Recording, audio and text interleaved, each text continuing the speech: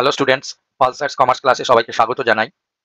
আজকে আমি তোমাদের কাছে যে ভিডিওটি নিয়ে এসেছি সেটা হচ্ছে ক্যাশবুকের ডবল কলম।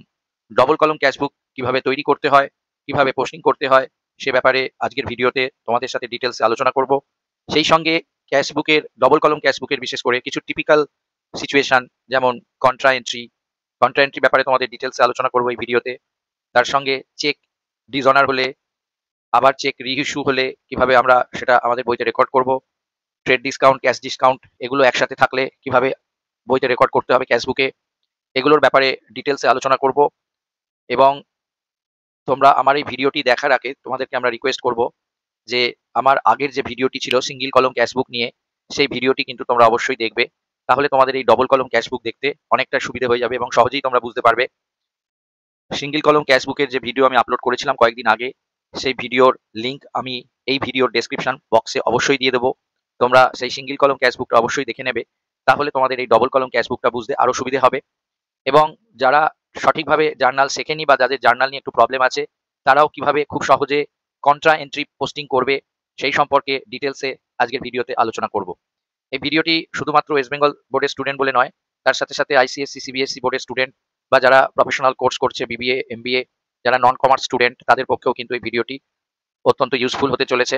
সুতরাং তোমরা যারা এই ভিডিওটি দেখবে অবশ্যই ভিডিওটি প্রথম থেকে শেষ অবধি ধৈর্য ধরে দেখবে এবং আমার ভিডিওটিকে তোমরা লাইক করবে, তোমাদের বন্ধুদের কাছে শেয়ার করবে। তোমাদের যদি কোনো সাজেশন থাকে কমেন্ট বক্সে লিখবে এবং অবশ্যই যারা আমার চ্যানেলটি এখনো সাবস্ক্রাইব করোনি তারা অবশ্যই সাবস্ক্রাইব করে নেবে। আজকে আমি এখানে একটা ডবল কলম ক্যাশবুক সেট করেছি। অ্যাকচুয়ালি ক্যাশবুকগুলো এমন কতগুলো এখানে সিচুয়েশন আমি সেট করে নিয়েছি নিজের মতন করে, যেগুলো নিয়ে ছেলেমেয়েদের ক্যাশবুক করতে গিয়ে অনেক সমস্যা হয়। সেই সমস্যাগুলো ক্লিয়ার করার জন্যেই আমি এইভাবে ক্যাশবুকটা সেট করেছি, প্রবলেমটা সেট করেছি, যাতে একটা অঙ্ক কি দুটো অঙ্ক পরীক্ষার সময় দেখে গেলেই তোমাদের কিন্তু পুরো ক্যাশবুক সম্পর্কে যত ধরনের ট্রিটমেন্ট হয় সেগুলো একবারে একসাথে কিন্তু দেখা বা জানা হয়ে যাবে। ঠিক আছে, চলো আর কথা না বলে শুরু করি। দেখো, আমি একটা প্র্যাকটিক্যাল প্রবলেম এখানে নিয়েছি।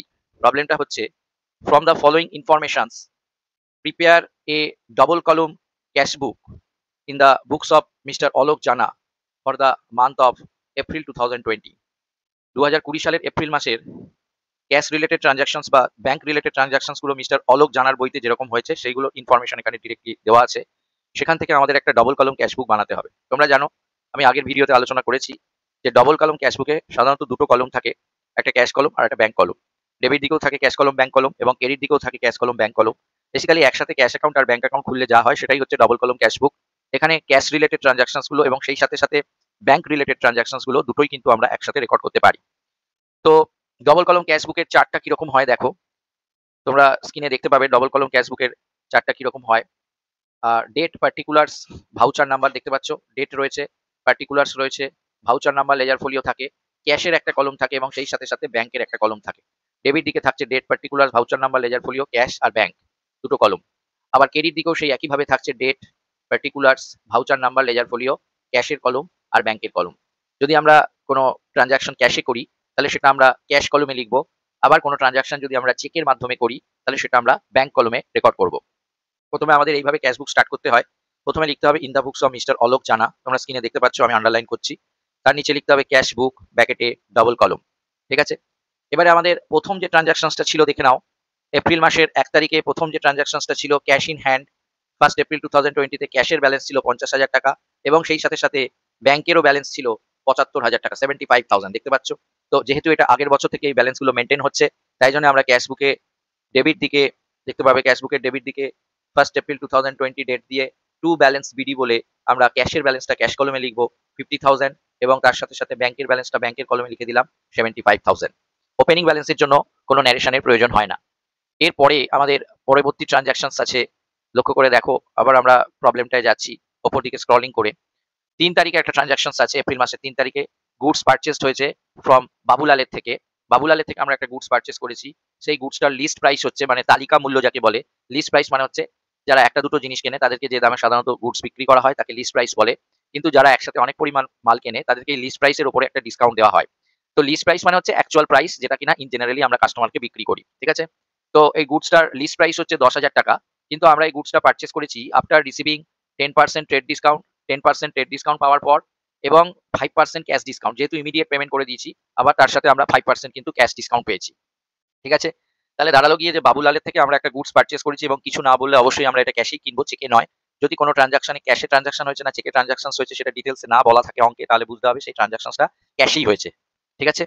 তো এখানে আমরা একটা গুডস পারচেজ করেছি বাবুলালের থেকে, সেই গুডসটার লিস্ট প্রাইস হচ্ছে, মানে অরিজিনাল দাম হচ্ছে 10,000 টাকা, কিন্তু যেহেতু আমরা একসাথে বেশি পরিমাণে কিনেছি সেই জন্য ট্রেড ডিসকাউন্ট পাচ্ছি 10% এবং তার সাথে সাথে আবার ক্যাশ ডিসকাউন্টও পাচ্ছি 5%। তাহলে এটা আমরা কি করে রেকর্ড করবো এবং কত টাকা রেকর্ড করবো? একটু স্ক্রল করে আমি নিচে চলে যাচ্ছি। এটা 3 তারিখের ট্রানজাকশনস ছিল। তো 3 তারিখের ট্রানজাকশনস এর আমরা একটা ওয়ার্কিংস করে নিয়েছি। তোমরা নিচে গেলে দেখতে পাবে একটা আ দেখো এখানে স্ক্রিনে দেখাচ্ছি, একটা রেড কালি দিয়ে আমি একটা নোট বানিয়েছি, নোট 1 বলে। তো কিভাবে এটা রেকর্ড করতে হবে, প্রাইসটা কি করে বার করতে হবে খুব ভালো করে দেখে রাখো। প্রাইসটা হচ্ছে প্রোডাক্টের লিস্ট প্রাইস, যেটা আমরা পারচেজ করেছি তার লিস্ট প্রাইস হচ্ছে 10,000। এটা আমরা আগে লিখলাম, লিস্ট প্রাইস হচ্ছে 10,000। ঠিক আছে? এরপরে এখান থেকে ট্রেড ডিসকাউন্ট বাদ দেওয়া হচ্ছে। এই যে 10,000 এর 10% ট্রেড ডিসকাউন্ট। 10,000 এর 10% করলে মানে 10,000 × 10/100 করলে 1,000 হচ্ছে ট্রেড ডিসকাউন্ট। 10,000 থেকে 1,000 বাদ দিলে গুডসটার প্রাইস দাঁড়াচ্ছে ট্রেড ডিসকাউন্ট বাদ দেওয়ার পর 9,000। এবার এখান থেকে ক্যাশ ডিসকাউন্ট বাদ দিতে হবে। যেহেতু বলে দিয়েছে 5% ক্যাশ ডিসকাউন্ট। ক্যাশ ডিসকাউন্ট কিন্তু এই 9,000 মানে ট্রেড ডিসকাউন্ট বাদ দেওয়ার পরে যে অ্যামাউন্টটা বেরোলো 9,000, তার উপরে ক্যাশ ডিসকাউন্টের পার্সেন্টেজটা চার্জ হবে। তো 9,000 এর 5% করলে হচ্ছে 450। তো 9,000 থেকে 450 পেমেন্ট করলে, মাইনাস করলে অ্যাকচুয়ালি নেট পারচেজ প্রাইস মানে যে টাকা দিয়ে আমরা জিনিসটা কিনছি আলটিমেটলি সেটা হচ্ছে 8,550। দেখতে পাচ্ছ? আর আমরা এটা পারচেজ করছি অর্থাৎ আমাদের ক্যাশ বেরিয়ে যাচ্ছে। তো এই ক্যাশ অ্যাকাউন্টের ক্রেডিট দিকে লিখবো আর পারচেজ করছি বলে বাই পারচেজ অ্যাকাউন্ট বলে লিখবো। লক্ষ্য করে দেখো আমরা 3 তারিখে এপ্রিল মাসের 2020 সালের এপ্রিল মাসের 3 তারিখে আমরা বাই পারচেজ অ্যাকাউন্ট বলে লিখেছি, দেখতে পাচ্ছ? By purchase account. আর প্রাইসটা লিখেছি ক্যাশে ট্রানজাকশন 8,550 টাকা ক্যাশে লিখলাম। নোট 1 এই জন্যই লিখেছি যে নোট 1 এ কিভাবে এই ট্রানজাকশনস এর অ্যামাউন্টটা বেরিয়েছে 8,550 সেটা আমরা বার করে দেখিয়েছি। তো গুডস পারচেজ করলে আমরা এন্ট্রি করি purchase account debit to cash. তাহলে ক্যাশ অ্যাকাউন্টের জার্নাল এন্ট্রি যেটা হয় সেটা হচ্ছে বাই পারচেজ অ্যাকাউন্ট। বা অন্যভাবে ভাবলে আমাদের ক্যাশ বেরিয়ে গেছে, ক্যাশ বেরিয়ে গেলে আমাদের ক্রেডিট দিকে লিখতে হবে। তো ক্যাশ বেরিয়ে গেছে তাই ক্যাশের ক্রেডিট দিকে লিখছি। আর কি কারণে ক্যাশ বেরিয়েছে? পারচেজ করার জন্য। তাই জন্য আমরা বাই পারচেজ অ্যাকাউন্ট বলে 8,550 ক্যাশের ঘরে লিখলাম। আমরা আগের ভিডিওতে বলেছি, ক্যাশবুকের প্রথম ভিডিওতে, যে ক্যাশ যদি আমার বিজনেসে আসে তাহলে আমাকে সেটা ডেবিট দিকে লিখতে হবে এবং এখানে যদি চেকও যদি বিজনেসে আসে, কারো থেকে চেক রিসিভ করি তাহলে সেটাও কিন্তু আমাদের ডেবিট দিকের ব্যাংকের কলমে লিখতে হবে। অপরদিকে কোনো ট্রানজাকশনের ফলে যদি আমার ক্যাশ বেরিয়ে যায় তাহলে ক্যাশ কলমে লিখতে হবে, ক্রেডিট দিকের ক্যাশ কলমে লিখতে হবে। আর কোনো ট্রানজাকশনের ফলে যদি আমি চেকে কাউকে পেমেন্ট করি বা ইস্যু করি চেক, তাহলে সেটা ক্রেডিট দিকের ব্যাংকের দিকে, ক্রেডিট কলমের ব্যাংকের দিকে লিখতে হবে। ঠিক আছে? ক্রেডিট দিকের ব্যাংক কলমে লিখতে হবে। আচ্ছা, হয়ে গেল 3 তারিখের ট্রানজাকশনস। তাহলে আমরা জানলাম যে ট্রেড ডিসকাউন্ট আর ক্যাশ ডিসকাউন্ট একসাথে থাকলে কিভাবে রেকর্ড করতে হবে। এর পরের ট্রানজাকশনস আমাদের 4 তারিখে আছে। দেখো 4 তারিখে আছে গুড সোল্ড টু শ্যামলাল ₹30,000। একটা জিনিস বলি যে গুডস আমরা এখানে শ্যামলালকে বিক্রি করেছি 30,000 টাকায়, কিন্তু এখানে for cash, by cash, to cash কিচ্ছু বলা নেই। অর্থাৎ আমরা এখানে শ্যামলালকে গুডস যেটা বিক্রি করেছি সেই গুডসের যদি for cash, by cash, to cash যদি ট্রানজাকশনে না বলে দেয় এবং পার্টির নামটা যদি বলা থাকে, যেমন এখানে পার্টির নাম বলা আছে শ্যামলাল, তাহলে বুঝতে হবে এটা কিন্তু ক্রেডিট ট্রানজাকশন। অর্থাৎ এখানে আমরা শ্যামলালকে ধারে মাল বিক্রি করেছি। তো এর জন্য জার্নাল এন্ট্রি হচ্ছে Shyamlal account debit to sales account. একটা পোস্টিং শ্যামলাল অ্যাকাউন্টে হবে, একটা পোস্টিং সেলস অ্যাকাউন্টে হবে। এখানে ক্যাশ ডেবিটও হচ্ছে না, ক্রেডিটও হচ্ছে না, বা ব্যাংকও ডেবিট ক্রেডিট হচ্ছে না। সুতরাং এইটার কোনো এন্ট্রি আমাদের ক্যাশবুকে আপাতত রেকর্ড করা যাচ্ছে না। কেননা ধারে ট্রানজাকশন করলে না আমাদের ক্যাশ বা চেক কিছু বেরিয়েছে, না আমাদের ক্যাশ বা চেক কিছু এসছে। সেই জন্য আমরা কিন্তু এই এন্ট্রিটার কোনো রেকর্ড ক্যাশবুকে করছি না। পরের ট্রানজাকশন আছে 6 তারিখে। এটা খুব ইম্পর্টেন্ট। 6 তারিখে বলেছে cash withdrawn from bank for personal use. মালিক তার ব্যবসার মালিক তার ব্যক্তিগত কারণে বিজনেসের ব্যাংক থেকে 10,000 টাকা তুলে নিয়েছে। তো মালিক বিজনেস থেকে কিছু তুলে নিলে সেটাকে আমরা ড্রয়িংস বলি। তো দেখো এটা ব্যাংক থেকে তুলেছে। তো 6 তারিখে আমরা রেকর্ড করলাম, দেখতে পাচ্ছ? 6 তারিখে কিন্তু আমরা রেকর্ড করলাম বাই ড্রয়িংস বলে, দেখতে পাচ্ছ? বাই ড্রয়িংস বলে 10,000 টাকা আমরা কিন্তু ক্যাশের কলমে, চেকের কলমে লিখেছি, ব্যাংকের কলমে, যেহেতু চেক ইস্যু করেছে। আর আরেকটা কথা বলি, প্রত্যেকটা ট্রানজাকশনের শেষে কিন্তু এখানে ব্যাকেটে ন্যারেশন লিখতে হবে। যেমন আগের ট্রানজাকশনটায় আমরা গুডস পারচেজ করেছি 8,550 টাকা। দেখো আমরা আগের ট্রানজাকশনটায় ন্যারেশন লিখেছিলাম, being goods purchased by cash after receiving trade discount and cash discount. মানে কি? Trade discount and cash discount বাদ দেওয়ার পর আমরা গুডসটা পারচেজ করেছি এবং ক্যাশে পারচেজ করেছি। এইভাবে কিন্তু প্রত্যেকটা ট্রানজাকশনস এর ডিটেইলসটা আমাদের ন্যারেশন দিয়ে এই ট্রানজাকশনের নিচে কিন্তু, পোস্টিং এর নিচে কিন্তু অবশ্যই রেকর্ড করতে হবে। যেমন এখানে আমরা গুডসটা ড্রয়িংস করলাম, এখানে আমরা একটা চেক ড্র করেছি বা ব্যাংক থেকে টাকা তুলে নিয়েছে মালিক তার পার্সোনাল ইউজের জন্য। তো এর জন্য জার্নাল এন্ট্রি হয় drawings account debit to bank account, অর্থাৎ ব্যাংকে পোস্টিং হয় বাই ড্রয়িংস অ্যাকাউন্ট বলে। বা অন্যভাবে ভাবলে এখানে বিজনেসের ব্যাংক থেকে টাকা চলে যাচ্ছে, তো ব্যাংকের ক্রেডিট দিকে লিখলাম, ব্যাংক কলমে ক্রেডিট দিকে লিখলাম। আর যেহেতু মালিক তুলেছে তাই বাই ড্রয়িংস অ্যাকাউন্ট বলে লিখলাম। আর ন্যারেশন এইভাবে লিখতে হবে, being cash withdrawn from bank for personal use. ঠিক আছে? বোঝা গেল? 6 তারিখের ট্রানজাকশনস হয়ে গেল। এর পরের ট্রানজাকশনস আমাদের দেখতে পাচ্ছি আমরা স্ক্রল করে 8 তারিখে। 8 তারিখেরও ট্রানজাকশনটা খুব সুন্দর। বলেছে একটা bank charges debited by the bank. আমরা জানি যে ব্যাংক আমাদের হয়ে অনেক ধরনের রিপ্রেজেন্টেটিভ ওয়ার্ক করে, মানে আমাদের প্রতিনিধি হিসাবে ব্যাংক অনেক কিছু করে দেয়। তো আমাদের ইলেকট্রিক বিল পেমেন্ট করে দেয়, এলআইসি প্রিমিয়াম পেমেন্ট করে দেয়, রেন্ট পে করে দেয়, বা অনেক সময় ডিভিডেন্ড কালেক্ট করে এনে দেয়। তো ব্যাংক এই যে আমাদের হয়ে এই সমস্ত কাজ করে, তার জন্য ব্যাংক কিছু সার্ভিস চার্জ কেটে নেয়। তো সেটাকেই ব্যাংক চার্জেস বলে। তো ব্যাংক যখন ব্যাংক চার্জেস কেটে নেয় তখন কিন্তু আমাদেরকে কিছু ইনফরমেশন দেয় না। আমাদের যে পাসবুক থাকে, আমাদের যে ব্যাংকে টাকা থাকে, সেখান থেকে ব্যাংক কিন্তু টাকাটা কেটে নেয় এবং পাসবুকে সেটা রেকর্ড দেখিয়ে দেয়। পরে আমরা জানতে পারি, তখন আমরা কিন্তু এটা আমাদের বইতে রেকর্ড করে নিই। তো এখানে বলছে ৮ তারিখে ব্যাংক এরকম একটা ব্যাংক চার্জেস কেটে নিয়েছে। ব্যাংক চার্জেস ব্যাংক ডেবিট করেছে। ডেবিট করা কিন্তু মানে হচ্ছে ব্যাংকের থেকে টাকা কেটে নিলে সেটাকে ডেবিট করা বলে। তো ব্যাংক আমাদের ব্যাংক চার্জেস কেটে নিয়েছে ২৫০ টাকা। তাহলে আমাদের এটার জন্য জার্নাল এন্ট্রি হচ্ছে ব্যাংক চার্জেস তো আমাদের একটা খরচ। তো bank charges account debit to bank হবে, কারণ ব্যাংক থেকেই এটা টাকাটা কেটে নেবে। তার মানে আমাদের লেজারে পোস্টিং করলে বাই ব্যাংক চার্জেস বলে ব্যাংকের কলমে লিখতে হবে। দেখো আমরা ওইভাবেই লিখেছি। ৮ তারিখে দেখতে পাচ্ছ বাই ব্যাংক চার্জেস বলে আমরা কিন্তু ব্যাংকের ঘরে ২৫০ টাকা লিখেছি, দেখতে পাচ্ছ। তোমরা যদি এন্ট্রিটা যদি তোমাদের মনে না থাকে তাহলে এইভাবে ভাববে যে ব্যাংক চার্জেস ব্যাংক কেটে নিয়েছে, অর্থাৎ টাকা তো ব্যাংক থেকে কমে গেল, তাহলে ব্যাংকের ক্রেডিট দিকে লিখতে হবে। আর কি কারণে না, ব্যাংক চার্জেসের জন্য, তাহলে বাই ব্যাংক চার্জেস বলে ব্যাংকের ক্রেডিট দিকে ২৫০ টাকা খরচ বলে দেখিয়ে দিতে হবে। বোঝা গেল? এর পরের ট্রানজাকশনস দেখো, ৮ তারিখের পরের ট্রানজাকশনস ১০ তারিখে আছে cheque receive from Shyamlal after allowing 10% discount. এটা খুব সুন্দর ট্রানজাকশনস। তোমরা একটুখানি লক্ষ্য করে দেখো যে ৪ তারিখে আমরা একটা গুড সোল্ড করেছিলাম শ্যামলালকে ৩০,০০০ টাকার ধারে, ঠিক আছে? তখন কিন্তু শ্যামলাল আমাদের কোনো পয়সা দেয়নি। তো এখন ১০ তারিখে শ্যামলাল আমাদের একটা চেক দিয়েছে, চেক রিসিভ করেছি আমরা শ্যামলালের থেকে, কিন্তু 10% ডিসকাউন্ট অ্যালাউ করার পর। তার মানে ৩০,০০০ টাকা ট্রানজাকশন ছিল ৪ তারিখে। ৩০,০০০ টাকা 10% বাদ দিয়ে, 10% ওকে অ্যালাউ করতে হয়েছে ডিসকাউন্ট। তো ৩০,০০০ টাকা 10% বাদ দিয়ে শ্যামলাল আমাদের যে চেকটা দিয়েছে, সেই চেকটার অ্যামাউন্ট কিন্তু ২৭,০০০ টাকার হবে। এই দেখো ১০ তারিখের ট্রানজাকশনসে আমরা দেখাচ্ছি। একটা চেক পেয়েছি, টু শ্যামলাল অ্যাকাউন্ট বলে লিখেছি, দেখতে পাচ্ছ? অর্থাৎ আমাদের এন্ট্রিটা হয়েছে bank account debit two Shyamlal account. তো টু শ্যামলাল অ্যাকাউন্ট বলে লিখেছি এবং অ্যামাউন্টটা দেখতে পাচ্ছ এখানে দেখিয়ে দিচ্ছি লাল কালি দিয়ে। ৩০,০০০ থেকে মাইনাস করবো ৩০,০০০ এর 10% অর্থাৎ ৩,০০০ টাকা। তাহলে আমরা যে অ্যামাউন্টটা শ্যামলালের থেকে পাচ্ছি, চেকের অ্যামাউন্টটা হচ্ছে ২৭,০০০ টাকা। কিন্তু এখানে একটা বিষয় হলো, দেখো ন্যারেশনও লিখে দিয়েছি, being cheque receive from Shyamlal after allowing 10% trade discount. After allowing 10% discount, শ্যামলালের থেকে আমরা একটা চেক পেলাম 10% ডিসকাউন্ট অ্যালাউ করার পর। কিন্তু এখানে প্রশ্ন হলো, আমরা তো চেক পেয়েছি, তাহলে আমি কেন এখানে ক্যাশের কলমে লিখতে গেলাম? আমি তো ব্যাংকের কলমে লিখবো, ঠিক কিনা? আমি তো চেক পেয়েছি, তাহলে তো এটা ক্যাশের কলমে লেখার কথা নয়, ব্যাংকের কলমে লেখার কথা। তাহলে আমি এটা তো ক্যাশ কলমে লিখলাম, কেন লিখলাম? একটু ভালো করে বুঝে নাও, এখানে একটা গুরুত্বপূর্ণ ব্যাপার তোমাদের বলার আছে, একটু তোমরা মনোযোগ দিয়ে এই ব্যাপারটা শুনে নাও। ব্যাপারটা হচ্ছে, দেখো একটা জিনিস, ১০ তারিখে আমরা চেকটা রিসিভ করেছি ঠিকই, কিন্তু একটু কয়েকদিন পরে ১৬ তারিখের ট্রানজাকশনসে দেখো বলছে শ্যামলালস চেক ডিপোজিটেড ইনটু ব্যাংক। এর মানে কি বোঝায়? এর মানে বোঝায় যে ১০ তারিখে আমরা শ্যামলালের চেকটা রিসিভ করলেও সেই চেকটা কিন্তু আমরা ওই দিন ব্যাংকে জমা দিইনি। কি বললাম? ১০ তারিখে আমরা শ্যামলালের চেকটা রিসিভ করলেও ওই চেকটা কিন্তু আমরা ১০ তারিখে ব্যাংকে জমা দিইনি। আমরা কি করেছি, ওই চেকটা আমাদের ক্যাশ বক্সেই ফেলে রেখেছিলাম।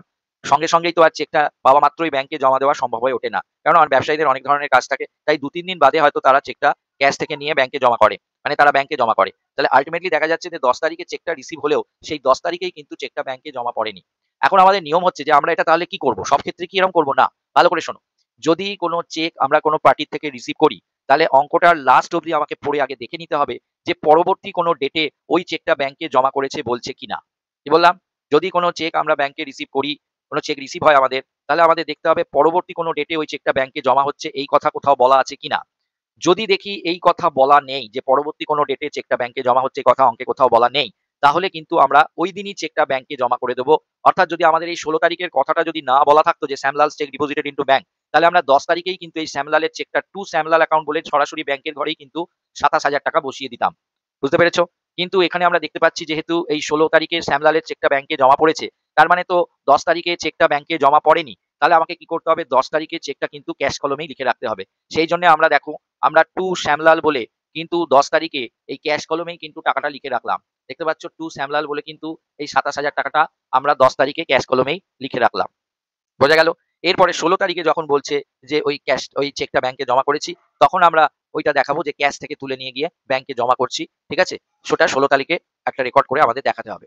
আচ্ছা, ১২ তারিখের ট্রানজাকশনসটাও খুব ইম্পর্টেন্ট। ১২ তারিখে বলেছে cash withdrawn from bank for office use. খুব ভালো করে এটা মনোযোগ দিয়ে শুনবে। Cash withdrawn from bank for office use ₹8,000। এর মানে কি? অনেক সময় আমরা কি করি? বিজনেসের কোনো খরচ করতে হবে। হয়তো পরের দিনে কোনো একটা পার্টিকে আমরা কোনো পেমেন্ট করব। কিন্তু সে পার্টি যখন আসবে সেই সময় হয়তো ব্যাংক বন্ধ থাকবে। ব্যাংক তো আর সারাদিন সারারাত্রি খোলা থাকে না। হয়তো সেই সময় ব্যাংক বন্ধ থাকবে।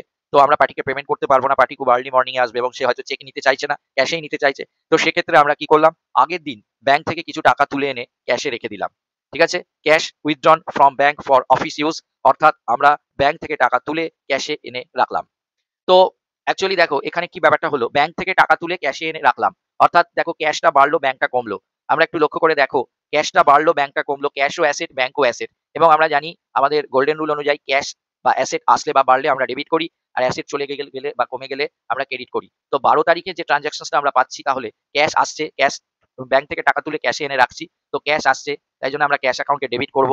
Real account debit what comes in, cash আসছে ক্যাশ অ্যাকাউন্টকে ডেবিট করব। আর ব্যাংক থেকে টাকা চলে যাচ্ছে, ব্যাংকও অ্যাসেট, সেটা কমে যাচ্ছে, এটাও real account debit what goes out, যেটা বেরিয়ে যাবে বা কমে যাবে সেটা আমরা ক্রেডিট করব। তাই জন্য এক্ষেত্রে ট্রানজাকশনসটা আসছে 12 তারিখে, আমি লিখেছি দেখতে পাচ্ছ, cash account debit to bank account 8,000 8,000। ঠিক আছে? এই ট্রানজাকশনসটাকে আমরা একটা সুন্দরভাবে একটা সহজ পদ্ধতিতে রেকর্ড করতে পারি। কিভাবে রেকর্ড করব দেখো, নিচের ছবিটা দেখো, আমরা একটা ক্যাশ বক্স রেখেছি, ভালো করে বুঝে নাও, খুব সহজে এই কন্ট্রা এন্ট্রি করা যায়। যখন আমরা ক্যাশ থেকে টাকা ব্যাংকে জমা দিই বা ব্যাংক থেকে টাকা ক্যাশে এনে রাখি, তখন সেটাকে কন্ট্রা এন্ট্রি বলে। কেননা এখানে ক্যাশ অ্যাকাউন্ট আর ব্যাংক অ্যাকাউন্ট দুটোই খুলেছি এবং দুটোরই ট্রানজাকশনস একই অ্যাকাউন্টের মধ্যে হয়ে যাচ্ছে, একই বুকের মধ্যে হয়ে যাচ্ছে। ব্যাংক থেকে টাকা নিয়ে ক্যাশে রাখলে, অর্থাৎ ব্যাংক থেকে টাকা তুলে ক্যাশে রাখলে, অথবা ক্যাশ থেকে টাকা ব্যাংকে ডিপোজিট করলে এই ধরনের এন্ট্রিগুলো আমাদের হয়। সেইগুলোর ক্ষেত্রে কিভাবে আমরা রেকর্ড করবো, এগুলোকে কন্ট্রা এন্ট্রি বলে। তো এগুলোকে আমরা কি করে রেকর্ড করবো, দেখো এই যে ট্রানজাকশনসটা 12 তারিখে cash account debit to bank account, তো এখানে আমরা দেখতে পাচ্ছি কি ঘটনাটা ঘটেছে, ভালো করে লক্ষ্য করে দেখো, cash account debit to bank account হয়েছে। তো তো এখানে ঘটনাটা যেটা ঘটেছে, আমরা ব্যাংক থেকে টাকা তুলে ক্যাশে এনে রেখেছি, দেখতে পাচ্ছ, ব্যাংক থেকে টাকা তুলে ক্যাশে এনে রেখেছি, এই দিকে অ্যারো চিহ্ন, ব্যাংক থেকে টাকা তুলে ক্যাশে এনে রেখেছি। তাহলে দেখো লক্ষ্য করে দেখো, আমাদের এখানে কোনটা বাড়লো, ক্যাশটা বাড়লো, আমাদের কি বাড়লো, ক্যাশটা বাড়লো, ঠিক কিনা? আর আমাদের ব্যাংকটা কিন্তু কমে গেল, তাই তো? ব্যাংক থেকে টাকা তুলে আমরা ক্যাশে এনে রেখেছি, এর মানে আমাদের ক্যাশটা বেড়েছে আর ব্যাংকটা কমেছে। তো আমরা জানি যে যদি টাকা আসে বা বাড়ে তাহলে আমরা ডেবিট দিকে লিখি, তাই তো? তো দেখো লক্ষ্য করে, আমাদের তো ক্যাশটা বেড়েছে, তাহলে আমরা কি করব, ক্যাশের ডেবিট দিকে টাকাটা লিখবো। দেখো আমরা 12 তারিখে 8,000 টাকা, এই টাকাটা প্রথমে ক্যাশের ডেবিট দিকে 8,000 টাকা লিখে দিলাম, বুঝতে পারলে, যেহেতু ক্যাশটা বেড়েছে। আর দেখো এই 12 তারিখে ব্যাংক থেকে টাকা তো আমার চলে গেল বা কমে গেল, তাই না? তাহলে ব্যাংকের ক্রেডিট দিকে কমে গেলে বা চলে গেলে আমরা ক্রেডিট দিকে লিখি। তো ব্যাংক থেকে কমে গেল, তাই দেখো ব্যাংকের ক্রেডিট দিকে আমি 8,000 টাকা লিখলাম। ঠিক আছে? ক্যাশ বাড়লো, এই ট্রানজাকশনের ফলে ক্যাশ এলো বা বাড়লো, তো ক্যাশের ডেবিট দিকে ক্যাশ কলমে লিখলাম, কেননা ডেবিট দিকে লেখা মানে আসছে বা বাড়ছে। ক্যাশ আসছে তাই ক্যাশের ডেবিট দিকে 8,000 টাকা লিখলাম। আর ব্যাংক থেকে চলে যাচ্ছে তাই ব্যাংকের ক্রেডিট দিকে 8,000 টাকা লিখলাম। লেখার পর কি করব এবার? এবার দেখো এখানে তো ক্যাশ কলমে 8,000 লিখেছি। তাহলে এই দিকে রেকর্ড করার সময় আর টু ক্যাশ লিখতে পারবো না। তাহলে তো cash account debit to cash account হয়ে যাবে। তাহলে আমরা কি করব? ক্যাশের যে কলমে টাকাটা লিখলাম তার উল্টো নামটা এখানে বসাবো। ক্যাশ কলমে টাকা বসিয়েছি, তাহলে এখানে টু ব্যাংক অ্যাকাউন্ট বলে লিখবো। ঠিক আছে? আর ব্যাংক কলমে এখানে টাকাটা বসিয়েছি, তো তাহলে এখানে আর বাই ব্যাংক লিখতে পারবো না, তাহলে এখানে বাই ক্যাশ অ্যাকাউন্ট বলে লিখবো। অর্থাৎ আমি বলতে চাইলাম, যে কলমে আমি টাকাটা বসাচ্ছি সেই তার উল্টো নামটা এখানে লিখবো। ক্যাশ কলমে টাকা বসালে টু ব্যাংক লিখবো, আর এখানে ব্যাংক কলমে টাকা বসিয়েছি তাই এদিকে বাই ক্যাশ অ্যাকাউন্ট বলে লিখবো। বুঝতে পারছো? এখানে বাই ক্যাশ লিখেছি আর এদিকে টু ব্যাংক লিখেছি, ব্যাস, তাহলেই হয়ে গেল। 12 তারিখে যে 8,000 টাকা আমরা ব্যাংক থেকে তুলে ক্যাশে এনে রাখলাম, এখানে কিন্তু এন্ট্রিটা হয়েছিল cash account debit to bank account, অর্থাৎ ক্যাশের ডেবিট দিকে টু ব্যাংক অ্যাকাউন্ট আর ব্যাংকের ক্রেডিট দিকে বাই ক্যাশ অ্যাকাউন্ট, দুটোই কিন্তু এই একই বইতে রেকর্ড করা হয়ে গেছে। মানে এর অপোজিট পার্টটাও কিন্তু আমরা এই সেম বইতে রেকর্ড করে নিয়েছি। যেহেতু একটা এন্ট্রির অপোজিট পার্টও আমরা এই সেম বইতেই রেকর্ড করে নিচ্ছি, তাই জন্য এটাকে বিপরীত দাখিলা বলে বা কন্ট্রা এন্ট্রি বলে। এই কন্ট্রা এন্ট্রিটাকে ডিনোট করার জন্য আমরা কি করব, এই এন্ট্রিটা করার পর দুদিকেই লেজার ফোলিওর ঘরে কিন্তু ক্যাপিটাল সিটা অবশ্যই লিখতে হবে। ক্যাপিটাল সি ডিনোটস কন্ট্রা, অর্থাৎ বিপরীত দাখিলা, অর্থাৎ এই এন্ট্রিটার বিপরীত দাখিলা কিন্তু এই হিসাব বইতেই আমরা রেকর্ড করে নিয়েছি। ঠিক আছে? তো এইভাবে ক্যাশ থেকে টাকা ব্যাংকে তুললে, ক্যাশ থেকে টাকা ব্যাংকে জমা দিলে বা ব্যাংক থেকে টাকা তুলে ক্যাশে এনে রাখলে, যে সমস্ত এন্ট্রিতে cash account debit to bank অথবা যে সমস্ত এন্ট্রিতে bank account debit to cash হবে, সেই সমস্ত এন্ট্রিতে এই দুদিকেই পোস্টিং হয়ে যাবে। এবং এই সমস্ত এন্ট্রিগুলো করার পর দুদিকেরই লেজার ফোলিওর ঘরে অবশ্যই ব্র্যাকেটে ক্যাপিটাল সি লিখতে হবে এবং দুদিকেই সেম ন্যারেশন লিখতে হবে। যেমন আমি ন্যারেশন লিখেছি যে being cash withdrawn from bank for office use, দেখতে পাচ্ছ, সেই একই কথা এখানেও লিখতে হবে। 12 তারিখে আমি লিখেছি বাই ক্যাশ অ্যাকাউন্ট বলে ক্রেডিট দিকেও লিখতে হবে being cash withdrawn from bank for office use. এইভাবে যদি তোমরা কন্ট্রা এন্ট্রি করে নাও, তাহলে তোমাদের কন্ট্রা এন্ট্রি করতে সুবিধা হবে। শুধু দেখবে আমাদের টাকাটা ক্যাশ থেকে ব্যাংকে গেল না ব্যাংক থেকে ক্যাশে গেল। এরপরে আরো দু একটা এরকম এন্ট্রি আছে, চলো আমরা পরের এন্ট্রিতে যাই। পরের এন্ট্রি মানে হচ্ছে 12 তারিখের পরের ট্রানজাকশন হয়েছে আমাদের, দেখতে পাবে 14 তারিখে। 14 তারিখে দেখাচ্ছে একটা স্টেশনারি পারচেস করা হয়েছে বাই ক্যাশে 6,000। এটার জন্য জাস্ট আমরা ক্রেডিট দিকে রেকর্ড করব, টাকা বেরিয়ে গেছে। 14 তারিখে টাকা বেরিয়ে গেছে স্টেশনারি কিনতে, তো বাই স্টেশনারি অ্যাকাউন্ট বলে ক্যাশ কলমে 6000 টাকা লিখবো। দেখো আমরা রেকর্ড করেছি 14 তারিখে ক্রেডিট দিকে by cash by stationery account বলে, কেননা স্টেশনারি পারচেস করেছি, তো এন্ট্রি হয়েছে stationery account debit to cash, তো ক্যাশ অ্যাকাউন্টে পোস্টিং আসছে বাই স্টেশনারি, আর ন্যারেশন লিখবো being stationery purchased by cash বলে 6000 টাকা আমরা ক্যাশের কলমে রেকর্ড করে দিয়েছি। বোঝা গেছে? এরপরে ট্রানজাকশনস আছে 14 তারিখের পর 16 তারিখে। 16 তারিখেরটাও খুব ইম্পর্টেন্ট ট্রানজাকশনস। এখানে বলেছে শ্যামলালের চেকটা আমরা এখন ব্যাংকে জমা করেছি।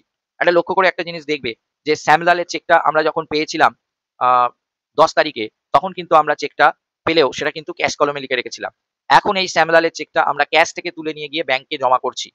বুঝতে পারলে? এখন এই শ্যামলালের চেকটা আমরা ক্যাশ থেকে তুলে নিয়ে গিয়ে ব্যাংকে জমা করছি। তাহলে আমরা যদি এই ছবিটার দিকে আবার যাই, ভালো করে দেখো, এখন আমরা শ্যামলালের চেকটা ক্যাশে যেটা জমা ছিল সেটা তুলে নিয়ে গিয়ে ব্যাংকে জমা করছি।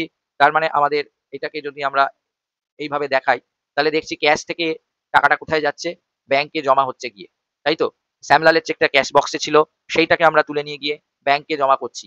তার মানে এখানে ব্যাংকটা বাড়ছে আর ক্যাশটা কমছে। তাই তো? ব্যাংকটা বাড়ছে, ক্যাশটা কমছে। দেখো আমরা জার্নাল এন্ট্রিটা লিখে রেখেছি 16 তারিখের, যে ব্যাংক অ্যাকাউন্ট ডেবিট হবে আর ক্যাশ অ্যাকাউন্ট ক্রেডিট হবে। ব্যাংকটা বাড়ছে, ক্যাশটা কমছে।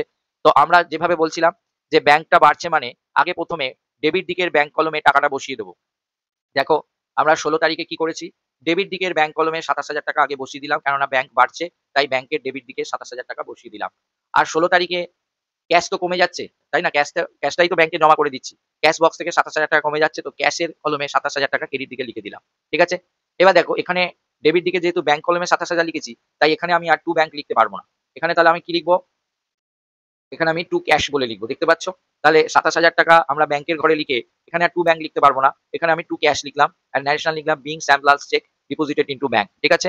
আর এইখানে 16 তারিখে আমরা যেহেতু টাকাটা ক্যাশের ঘরে লিখলাম, তাই জন্য এখানে আর ক্যাশ লিখতে পারবো না। আমরা এখানে বাই ব্যাংক অ্যাকাউন্ট বলে লিখলাম আর ন্যারেশন লিখলাম being Shyamlal's cheque deposited into bank. হয়ে গেল?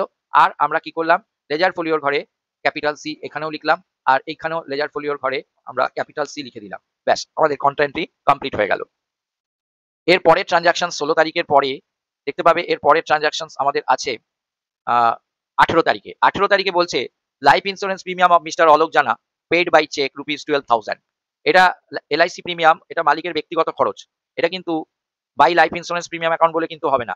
এটা মালিকের ব্যক্তিগত খরচ, কেননা লাইফ ইন্স্যুরেন্স প্রিমিয়াম পে করা, লাইফ ইন্স্যুরেন্স মানে জীবন বীমা, এটা কখনো কোনো বিজনেসের নয়, এটা মালিকের ব্যক্তিগত খরচ। তো মালিক এই যে জীবন বীমা জন্য ব্যাংকের থেকে 12,000 টাকার চেক ইস্যু করেছে, তো এটা অ্যাকচুয়ালি মালিক বিজনেস থেকে টাকা তুলে নিয়েছে তার ব্যক্তিগত প্রয়োজনে। এলআইসি প্রিমিয়াম তার ব্যক্তিগত প্রয়োজনের মধ্যে পড়ে। তাই জন্য এখানে আমাদের জার্নাল এন্ট্রিটা হবে drawings account debit to bank account, অর্থাৎ আমাদের ব্যাংকের কলমে টাকাটা লিখতে হবে এবং বাই ড্রয়িংস বলে লিখতে হবে। দেখো আমরা 18 তারিখে দেখতে পাচ্ছ, 18 তারিখে বাই ড্রয়িংস অ্যাকাউন্ট বলে আমরা ব্যাংকের কলমে 12,000 টাকা লিখে দিয়েছি। হয়ে গেছে? আর ন্যারেশন লিখে দিয়েছি being LIC premium of the proprietor paid by cheque, কেন মিস্টার অলোক জানা হচ্ছে প্রপাইটর। ঠিক আছে? এর পরের ঘটনা আছে 20 তারিখে গুডস সোল্ড ফর ক্যাশ 60,000। এখানে বলছে 60,000 টাকার একটা গুডস আমরা বিক্রি করেছি ক্যাশে, তার মধ্যে থেকে 20,000 টাকা আমরা কি করেছি? ডিপোজিটেড ইনটু ব্যাংক, মানে 60,000 এর মধ্যে আমরা টোটাল বিক্রি করে 60,000 টাকা পেয়েছি, কিন্তু তার মধ্যে ওই দিনই 20,000 টাকা আমরা ব্যাংকে জমা করে দিয়েছি। তার মানে 20,000 টাকা ব্যাংকে জমা করেছি আর বাকি 40,000 টাকা আমাদের ক্যাশে পড়ে রয়েছে। তো আমরা এখানে কি করব? টাকা আসছে এবং কিভাবে আসছে? বিক্রি করে। তাহলে আমি কি লিখবো? ডেবিট দিকে টু সেলস অ্যাকাউন্ট বলে লিখবো। এই দেখো 20 তারিখে আমরা ডেবিট দিকে টু সেলস অ্যাকাউন্ট বলে লিখেছি এবং কি করব না, টোটাল যে 60,000 টাকা বিক্রি হয়েছে তার মধ্যে 20,000 টাকা ব্যাংকে জমা করেছি, তো 20,000 টাকা ব্যাংকের ঘরে লিখলাম আর 40,000 টাকা আমি ক্যাশের ঘরে লিখে দিলাম। ন্যারেশন লিখলাম being goods sold for cash and part of which deposited into bank. বোঝা গেল? 20 তারিখের পরের ট্রানজাকশনস আমরা দেখতে পাচ্ছি 22 তারিখে, এটাও খুব ইম্পর্টেন্ট, স্যামলালস চেক ওয়াজ ডিসঅনার্ড। স্যামলাল যে আমাদের চেকটা দিয়েছিল সেই চেকটা কি হয়েছে? ডিসঅনার্ড হয়ে গেছে due to some technical reason. স্যামলালের চেকটা কিন্তু ডিসঅনার হয়ে গেছে। তো যদি চেক কখনো ডিসঅনার হয়ে যায়, কোনো পার্টির থেকে চেক পেয়েছি সেটা যদি ডিসঅনার হয়ে যায়, চেক পেলে যা এন্ট্রি হয় তার ঠিক অপোজিট এন্ট্রি করতে হবে। চেক পেলে আমরা এন্ট্রি করি আলটিমেটলি ব্যাংক টু শ্যামলাল। ঠিক আছে? আর চেকটা যখন ডিসঅনার হয়ে যাবে তখন আমরা উল্টো এন্ট্রি করব Shyamlal account debit to bank, Shyamlal account debit to bank, অর্থাৎ ব্যাংকে আমাদের পোস্টিং আসবে বাই শ্যামলাল। তো দেখো আমরা 22 তারিখে বাই শ্যামলাল অ্যাকাউন্ট বলে সেই ব্যাংকের ঘরে 27,000 টাকার চেকের যে অ্যামাউন্ট ছিল শ্যামলালে যেটা পেয়েছিলাম সেটাই কিন্তু আমরা ব্যাংক থেকে ক্রেডিট করে দিচ্ছি, অর্থাৎ ব্যাংকে খরচ বলে দেখিয়েছি, কারণ ওই চেকটা তো আমরা পাবো বলে টাকাটা ব্যাংক কলমে তখন দেখিয়েছিলাম। এই দেখো আমরা পাবো বলে 16 তারিখে ওইটা ব্যাংক কলমে দেখিয়েছিলাম 27,000 টাকা, কিন্তু আলটিমেটলি আমার তো ব্যাংকটা বেড়ে গেল, তাই না? কিন্তু চেকটা যখন ক্লিয়ার করতে গেল ব্যাংক বলল না এই চেকের টাকা পাওয়া যাচ্ছে না। তাহলে আমার ব্যাংকটা কি করতে হবে? ২৭,০০০ টাকা আবার ব্যাংকের ক্রেডিট দিকে লিখে ২৭,০০০ টাকা ব্যাংক থেকে খরচ বলে দেখিয়ে দিতে হবে যে না এই চেকের টাকা আমরা পাইনি। তাই ডিসঅনার হলে আমাদের বাই শ্যামলাল অ্যাকাউন্ট বলে ২৭,০০০ টাকা ক্রেডিট দিকে লিখতে হচ্ছে। আর ন্যারেশন লিখতে হবে বিং শ্যামলালস চেক ওয়াজ ডিসঅনার্ড। হয়ে গেল। এর পরের ঘটনা আছে ওয়েজেস পেইড করা হয়েছে 25 তারিখে। এই দেখো ওয়েজেস পে করা হয়েছে ৭,০০০ টাকা কিন্তু ক্যাশে না চেকে কিছু বলেনি। যদি কিছু না বলে তাহলে আমরা বলেছি সমস্ত খরচ ক্যাশেই পেমেন্ট বলে দেখাতে হবে এবং সমস্ত রিসিপ্টও ক্যাশেই রিসিপ্ট হবে যদি কিনা চেকের কথা উল্লেখ করা থাকে। তো এখানে বলেছে ওয়েজেস পেইড 7,000 তার মানে আমাদের জার্নাল এন্ট্রিটা দাঁড়াচ্ছে গিয়ে wages account debit to cash অর্থাৎ ক্যাশ অ্যাকাউন্টে পোস্টিং আসছে ক্রেডিট দিকে বাই ওয়েজেস অ্যাকাউন্ট বলে। ঠিক আছে? বা এইভাবে যদি ভাবো যে আমাদের টাকা বেরিয়ে যাচ্ছে তাহলে ক্রেডিট দিকে লিখতে হবে আর ওয়েজেস এর জন্য টাকা বেরিয়ে যাচ্ছে তাহলে বাই ওয়েজেস অ্যাকাউন্ট বলে। দেখতে পাচ্ছ 25 তারিখে আমরা বাই ওয়েজেস অ্যাকাউন্ট বলে ক্যাশের ঘরে 7,000 লিখেছি যে আমাদের ক্যাশ টাকা ওয়েজেস দিতে গিয়ে ৭,০০০ টাকা বেরিয়ে গেল। এর পরের ট্রানজাকশনস দেখো। এর পরের ট্রানজাকশনসে আমাদের বলেছে ক্যাশ রিসিপ্ট ফ্রম শ্যামলাল। ওই যে শ্যামলালের চেকটা ডিসঅনার হয়ে গেল। তারপরে শ্যামলাল কি করলো? ২৭,০০০ টাকা আমাদের ইন ক্যাশ পেমেন্ট করেছে। অর্থাৎ আমরা ক্যাশ রিসিভ করলাম শ্যামলালের থেকে তো আমাদের ক্যাশ বাড়ছে। আমাদের জার্নাল এন্ট্রি হচ্ছে cash account debit two Shyamlal account অর্থাৎ ক্যাশ অ্যাকাউন্টে পোস্টিং হচ্ছে টু শ্যামলাল বলে বা এইভাবে ভাবতে পারো যে আমাদের টাকা এলো ক্যাশে এলো তো ক্যাশের ডেবিট দিকে ২৭,০০০ টাকা লিখলাম আর শ্যামলালের থেকে এলো তাই জন্য টু শ্যামলাল অ্যাকাউন্ট বলে আমরা ২৭,০০০ টাকা ক্যাশের ডেবিট দিকে লিখে দিলাম। এরপরে আমাদের লাস্ট ট্রানজাকশনস রয়েছে ২৮ তারিখে ক্যাশ ডিপোজিটেড ইনটু ব্যাংক ৪০,০০০ টাকা। মানে আমরা আমাদের বিজনেসের থেকে টাকা তুলে নিয়ে গিয়ে ক্যাশ বক্স থেকে ক্যাশ টাকা তুলে নিয়ে গিয়ে ৪০,০০০ টাকা ব্যাংকে জমা করলাম। তো এখানেও সেই ছবিটার কথা বলি। ৪০,০০০ টাকা আমরা ব্যাংকে জমা করলাম অর্থাৎ ব্যাংকটা বাড়লো ক্যাশটা কমলো। তাই তো? এখানে ২৮ তারিখের জার্নাল এন্ট্রি হচ্ছে bank account debit to cash account অর্থাৎ ব্যাংকটা বাড়লো ক্যাশটা কমলো। আমরা যদি এইভাবে ভাবি ব্যাংক তো বাড়লো তাহলে দেখো এখানে কি হলো? ব্যাংকটা বাড়লো ক্যাশটা কমলো। অর্থাৎ এখান থেকে টাকা ক্যাশ থেকে টাকা ব্যাংকে গেল। ঠিক আছে? এটা বাড়ছে। তাহলে আমরা কি করতে পারি? আমরা ১ম এ ব্যাংক তো বাড়ছে। তো ডেবিট দিকের ব্যাংক কলমে লিখব। দেখো ডেবিট দিকের ব্যাংক কলমে ৪০,০০০ টাকা আমি লিখে দিয়েছি। দেখতে পাচ্ছ? এই যে ব্যাংক কলমের ডেবিট দিকে ৪০,০০০ টাকা আর ক্যাশ থেকে বেরিয়ে যাচ্ছে। তাই ক্যাশ কলমের ক্রেডিট দিকে লিখলাম ৪০,০০০ টাকা। দেখতে পাচ্ছ? ক্যাশ কলমের ক্রেডিট দিকেও লিখে দিয়েছি ৪০,০০০ টাকা। এবার এইখানে যেহেতু ব্যাংকের ঘরে টাকাটা লিখলাম, তাই আমরা এখানে টু ক্যাশ অ্যাকাউন্ট বলে লিখব। যে ঘরে টাকাটা লিখব তার উল্টো অ্যাকাউন্টটা দিয়ে পোস্টিং করব। যেহেতু আমরা ব্যাংকের ঘরে টাকাটা লিখলাম, তাই এখানে টু ক্যাশ অ্যাকাউন্ট বলে লিখলাম। আর এখানে লেজার ফোলিওর ঘরে অবশ্যই আমরা ক্যাপিটাল সিটা লিখে দেবো। দেখতে পাচ্ছ লেবার ফোলিওর ঘরে ক্যাপিটাল সি লিখেছি। আবার এখানে এইদিকে দেখো আ ক্যাশ থেকে বেরিয়ে যাচ্ছে। ক্যাশের ঘরে ৪০,০০০ টাকা লিখেছি। তাহলে আমাদের এখানে কি করতে হবে? বাই ব্যাংক অ্যাকাউন্ট বলে লিখতে হবে। যেহেতু ক্যাশের ঘরে টাকাটা লিখেছি, তাই এখানে অপর ঘরটার অ্যাকাউন্ট লিখতে হবে। তো বাই ব্যাংক অ্যাকাউন্ট বলে লিখেছি। আর ন্যারেশন দুদিকেই আর লেজার ফোলিওর ঘরে ক্যাপিটাল সি লিখতে হবে। আর ন্যারেশন দুদিকেই লিখতে হবে একই being cash deposited into bank. এইভাবে সমস্ত পোস্টিং গুলো করে নিলাম। এইবারে আমাদের কাজ হচ্ছে ব্যালেন্স করা। এই যে ক্যাশের যে ডেবিট দিক আছে দেখতে পাচ্ছ? ক্যাশের এই যে ক্যাশের যে ডেবিট দিক, এই ক্যাশের ডেবিট দিকের সাথে কিন্তু এই ক্যাশের ক্রেডিট দিকের ব্যালেন্স করতে হবে। ক্যাশের সঙ্গে ক্যাশের ব্যালেন্স হবে, আবার ব্যাংকের সাথে ব্যাংকের ব্যালেন্স হবে। ঠিক আছে? তো তাই যদি হয় তোমরা লক্ষ্য করে দেখো ক্যাশের আ ডেবিট দিকে আমাদের টোটাল এসছে। আমরা ডেবিট কলাম টোটাল করেছি। ক্যাশের ডেবিট দিকে যে ফিগার গুলো আছে 50,000 প্লাস 27,000 প্লাস 8,000 প্লাস 40,000 প্লাস 27,000 এগুলো সব যোগ করে ক্যাশের ডেবিট দিকে টোটাল আসছে 1,52,000 এই 1,52,000 টোটালটা ক্যাশের ক্রেডিট দিকেও নিয়ে গেছি 1,52,000 1,52,000 থেকে ক্যাশের ক্রেডিট দিকের যে ফিগার গুলো আছে সেগুলোকে আমরা মাইনাস করলাম। কি বললাম? 1,52,000 যে টোটাল ডেবিট হয়েছে, ডেবিটের টোটাল সেই টোটালটা ক্রেডিট দিকেও নিয়ে গেলাম। ক্রেডিট দিকেও টোটালটা লিখলাম। তারপর ওই ক্রেডিট দিকের টোটাল থেকে এই ফিগার গুলো আমরা পরপর ক্রেডিট দিকে যে ফিগার গুলো লিখেছি সেগুলো মাইনাস করব। আমরা মাইনাস করলাম ৮,৫৫০ টাকা 8,550 আমরা মাইনাস করলাম 6,000 আমরা মাইনাস করলাম 27,000 আমরা মাইনাস করলাম 7,000 আর মাইনাস করলাম 40,000 এগুলো মাইনাস করার পর 152,000 থেকে এই ফিগার গুলো সব মাইনাস করার পর যেটা আমাদের ব্যালেন্স এলো সেটা হচ্ছে 63,450 এটা এইভাবে বছরের এই মাসের শেষ দিন এটা এপ্রিল মাস। এপ্রিল মাসের শেষ দিনে বাই ব্যালেন্স সিডি বলে লিখতে হবে। এটা মনে হয় ২০২০ সালের এপ্রিল মাস ছিল। তো এখানে বাই ব্যালেন্স সিডি বলে 63,450 এইটাই হলো ব্যালেন্স। একইভাবে আমরা ব্যাংকের ব্যালেন্সও করব। ব্যাংকের কলমের ডেবিট দিকে যে ফিগার গুলো আছে 75,000 27,000 দেখতে পাচ্ছ পরপর ফিগার গুলো। ডেবিট দিকে ব্যাংকের 75,000 তার সঙ্গে প্লাস করলাম 27,000 তার সঙ্গে প্লাস করলাম 20,000 তার সঙ্গে প্লাস করলাম 40,000 এইগুলো টোটাল করে আমাদের টোটাল এলো ডেবিট দিকে 1,62,000 এই 1,62,000 টোটালটা আমরা ব্যাংকের কলমের ক্রেডিট দিকে লিখলাম। তারপরে ক্রেডিট দিকের যে ফিগার গুলো পরপর আছে সেগুলোকে আমরা মাইনাস করছি। লক্ষ্য করে দেখো এখানে ব্যাংকের ক্রেডিট দিকে আছে 10,000 এটাকে মাইনাস করলাম 1,62,000 থেকে 10,000 মাইনাস করলাম। তারপর 250 মাইনাস করলাম 8,000 মাইনাস করলাম 12,000 মাইনাস করলাম 27,000 মাইনাস করলাম। লাস্টে এগুলো মাইনাস করার পর 1,62,000 থেকে এগুলো মাইনাস করার পর যে ব্যালেন্সটা এলো সেটা হচ্ছে 1,04,750 1,04,750 এইগুলোর প্যারালালে বাই ব্যালেন্স সিডি করে এই দুটো ব্যালেন্স লিখতে হবে। অর্থাৎ 29 এপ্রিলে এপ্রিল মাসের শেষ দিনে আমাদের ক্যাশের ব্যালেন্স আছে 63,450 আর ব্যাংকের ব্যালেন্স আছে 1,04,750। এই ব্যালেন্সটাকে আবার এপ্রিল মাসের পরের দিন মে মাসের 1 তারিখে টু ব্যালেন্স বিডি করে এই ব্যালেন্স দুটো আবার নামিয়ে দিতে হবে। ক্যাশের ব্যালেন্স ক্যাশের ঘরে লিখতে হবে 63,450 আর ব্যাংকের ব্যালেন্স ব্যাংকের ঘরে লিখতে হবে 1,04,750 1,04,750। তো এইভাবে আমাদের ডবল কলম ক্যাশবুক করতে হবে। এই ডবল কলম ক্যাশবুকে কন্ট্রা এন্ট্রি, চেক ডিসঅনার এবং আরো অন্যান্য বিষয় ডিটেলসে আমি আলোচনা করলাম। আশা করি আমার ভিডিওটি তোমাদের ভালো লাগবে এবং তোমরা ডবল কলম ক্যাশবুক সম্পর্কে ডিটেলস ধারণা পাবে। আজকে এই বলে আমার ভিডিওটি শেষ করলাম। ধন্যবাদ।